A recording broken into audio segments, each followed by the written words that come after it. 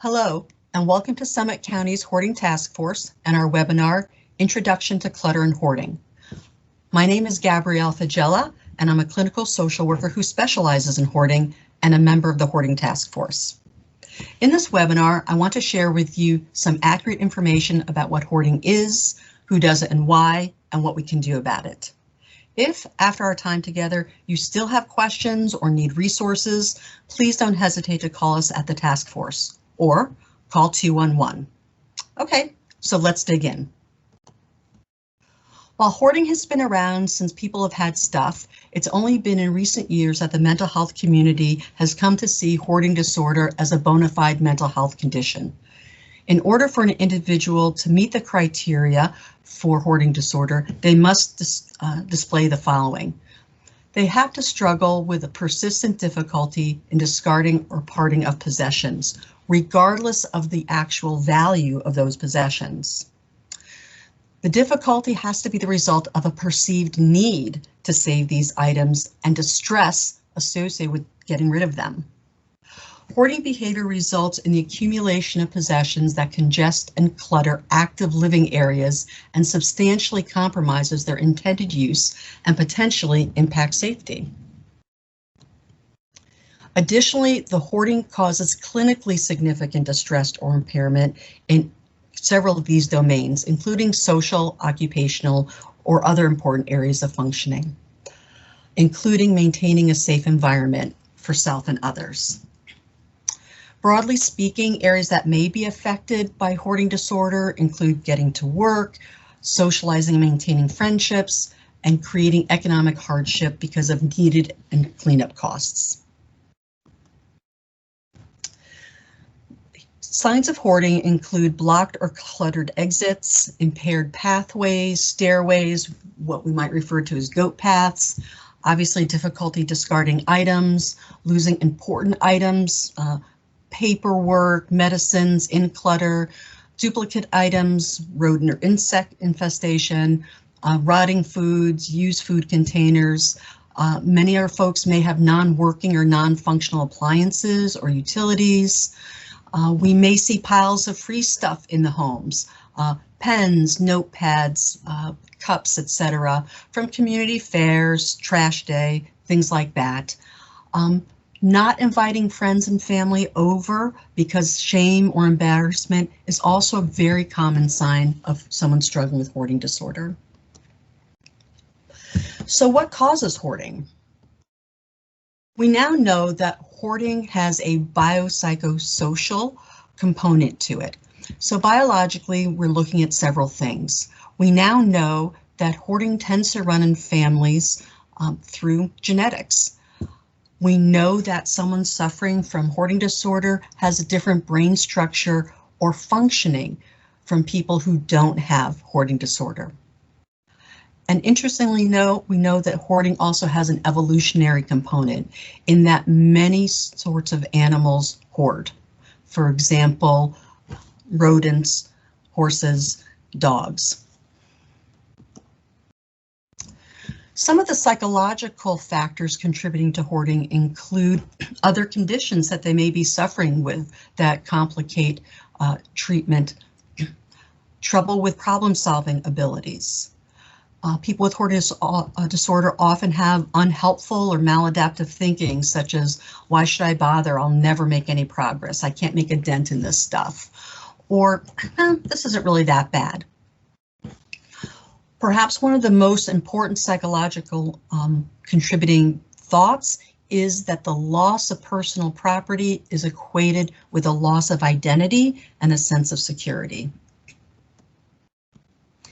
In addition, people with hoarding disorder have unique cognitive processes. Unlike people without hoarding disorder, there are struggles with attention, oftentimes an attention deficit, a difficulty with focus, difficulty with categorizing items. It's different. They oftentimes categorize things visually rather than by utility or where this thing would go or what it's used for. We see significant memory and recall impairments in people with hoarding disorder. We notice that the processing speed is slower. and their decision-making oftentimes is slowed by perfectionism. Also related to the psychological and emotional component in hoarding disorder is that hoarding helps to manage mood.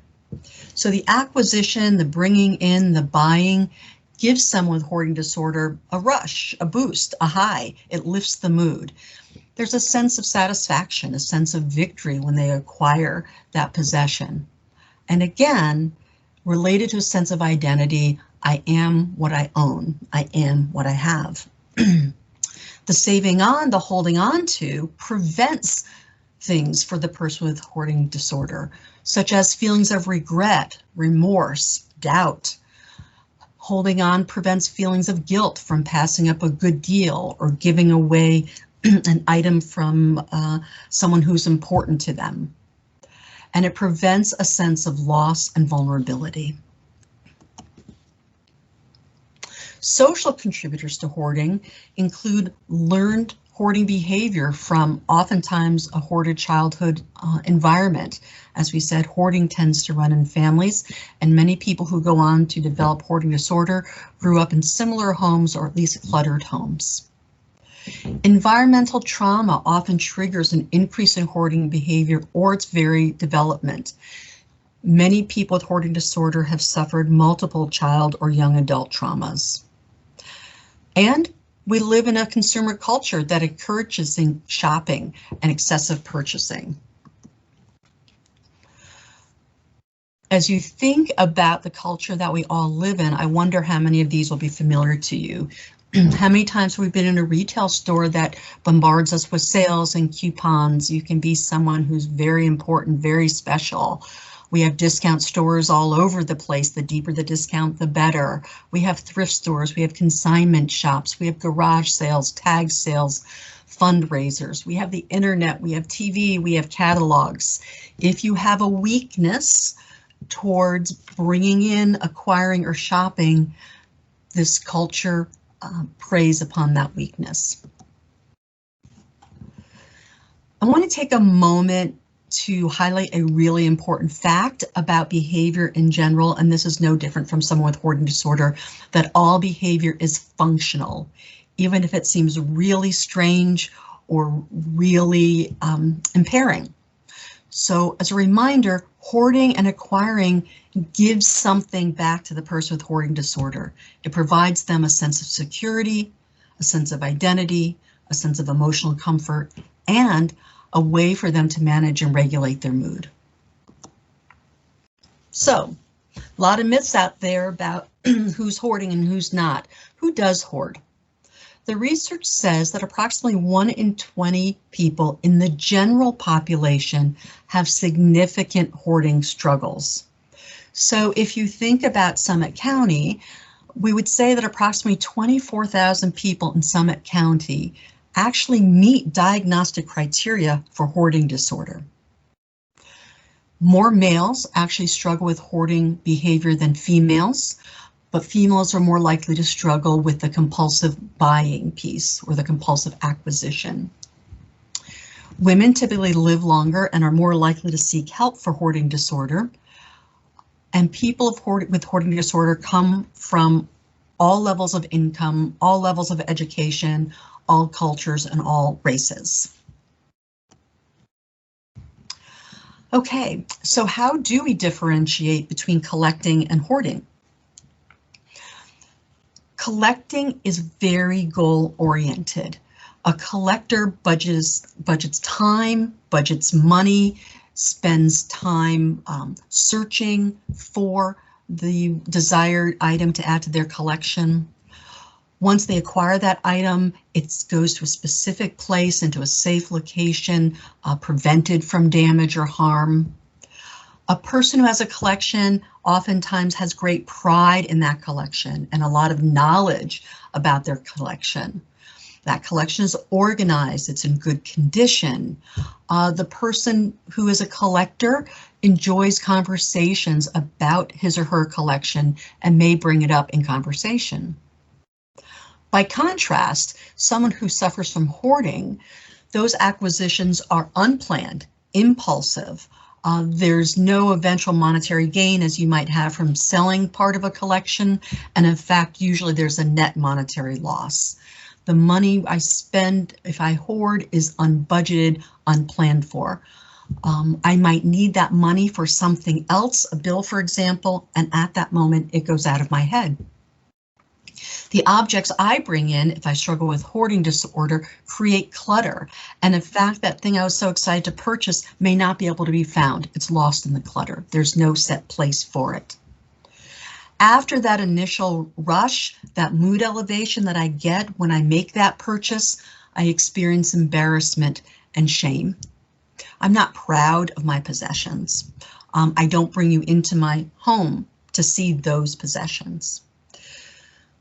Again, in contrast, there is no organization to what I've brought in if I have hoarding disorder, and there's no maintenance of those objects. So objects can be, besides lost, broken, mildewed, thrown out inadvertently. Again, after that acquisition, rather than pride, rather than creating discussions, I may feel sad and depressed. So what can we do about this disorder?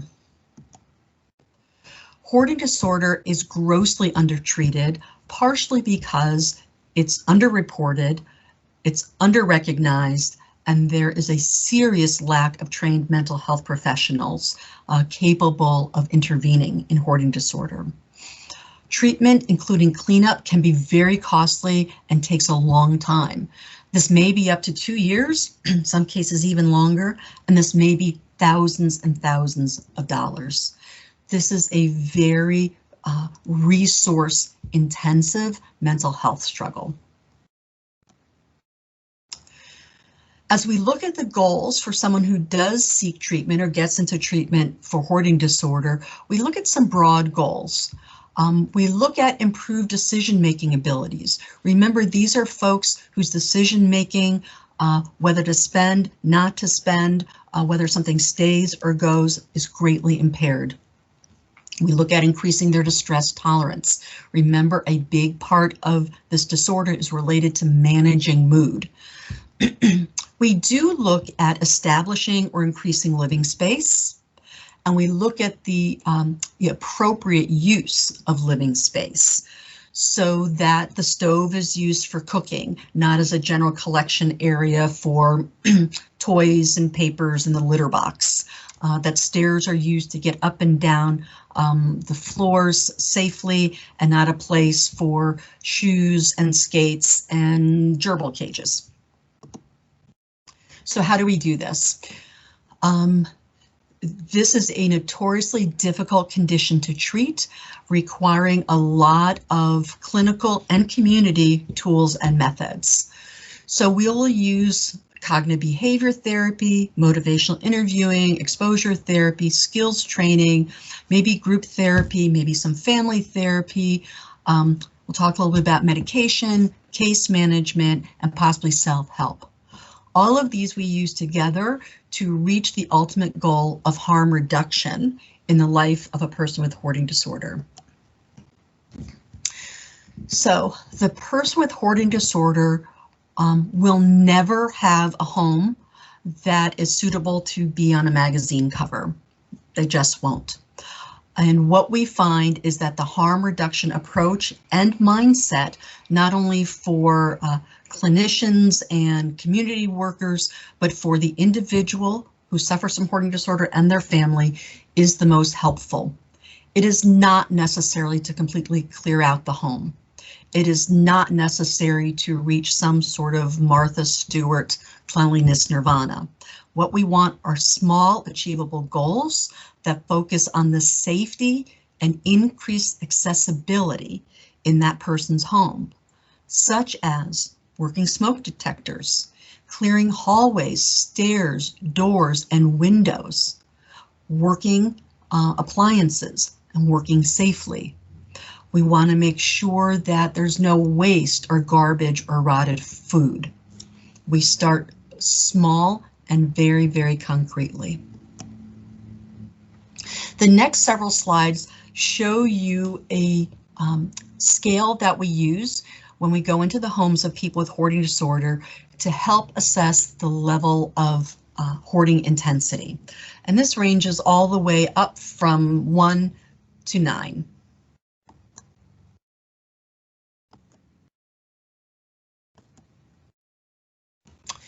The hoarding rating scale is also frequently used as a way to assess the severity of hoarding and the difficulty the individual has with the different aspects of hoarding, whether that's the bringing in or the letting go.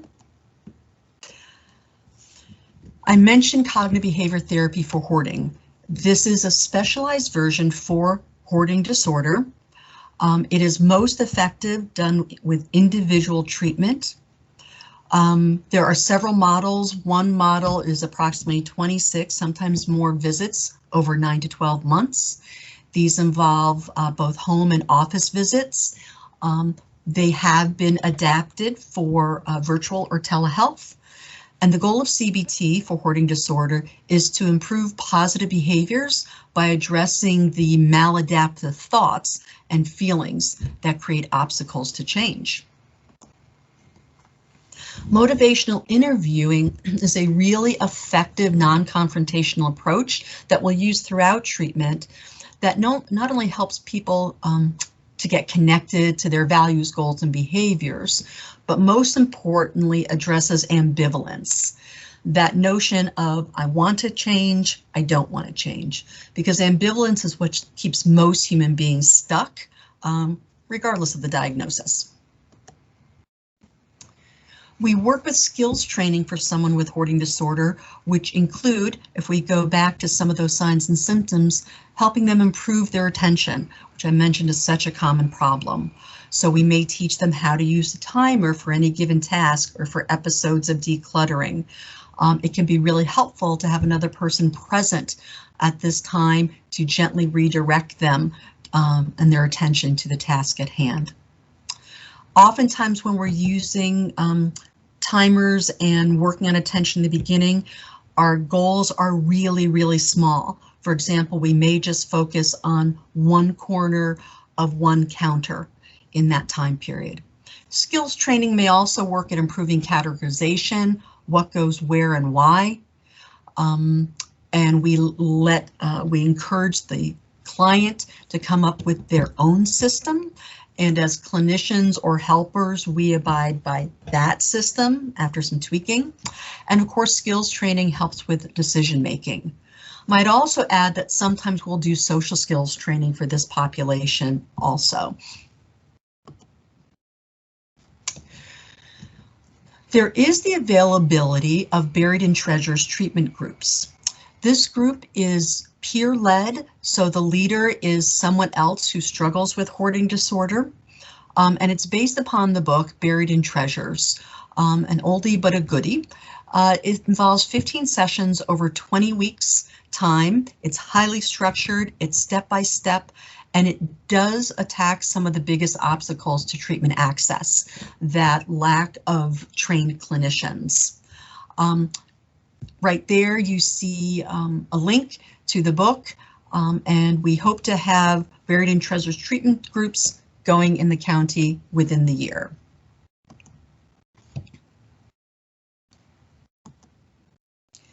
So, if you're a helper in the treatment process of someone with hoarding disorder, what do we need to have you do?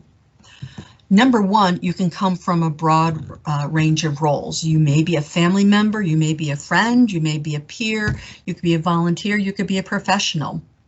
You need to be educated in hoarding disorder. We'll get to many resources at the end of our presentation today. You absolutely need to be a cheerleader. This is a demoralizing, exhausting condition to struggle with. I mentioned that you might be someone who helps with the use of a timer or gently redirecting your friend or loved one to the task at hand. You can help with hauling out discarded stuff at that time. You can go with this person who's struggling on window shopping or non-acquiring trips. This is an example of an exposure activity.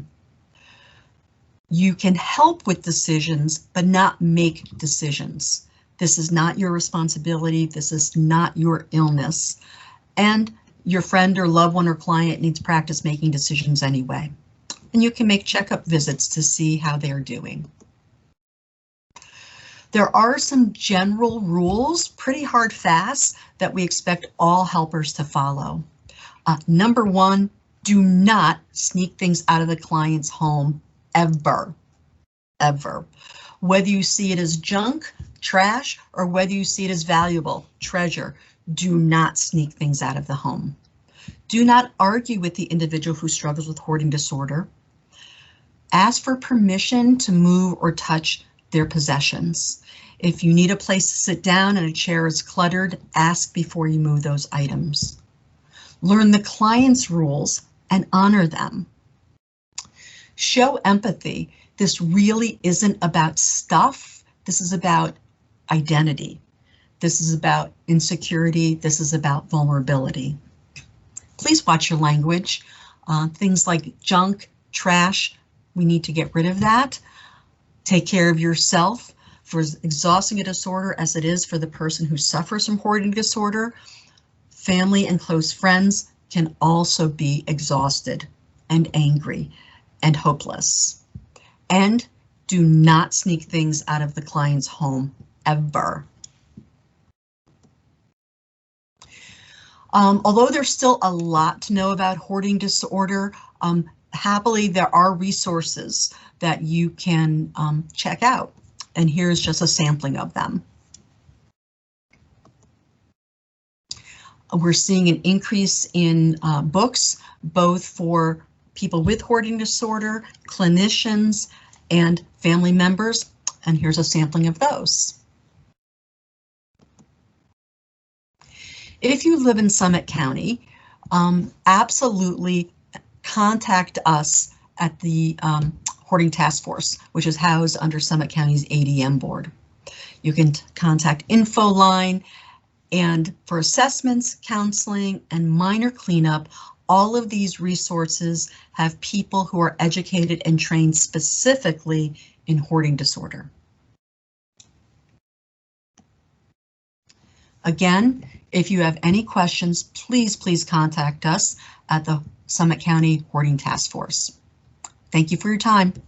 Bye.